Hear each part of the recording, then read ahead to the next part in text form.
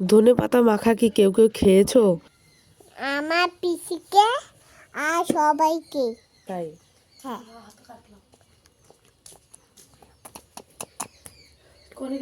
এই একটা চিপ দাও। পাকুর সঙ্গে একটু রোদ পোহাচ্ছিলাম, তো এই যে দেখো ধনেপাতা, লঙ্কা, পেঁয়াজ সব একসঙ্গে কেটে নিয়েছি, তার পাশে একটু লবণ নিয়ে নিয়েছি।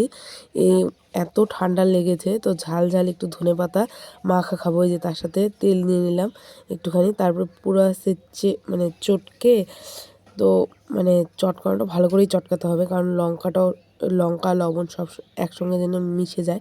এই দেখো মিশিয়ে ফেলেছি, আর ভাতের থালায় নিয়েছিলাম বলে ভাত শুদ্ধ মেখে গেছে। তারপরে এই যে দেখো মানে চটকিয়ে খাচ্ছিলাম।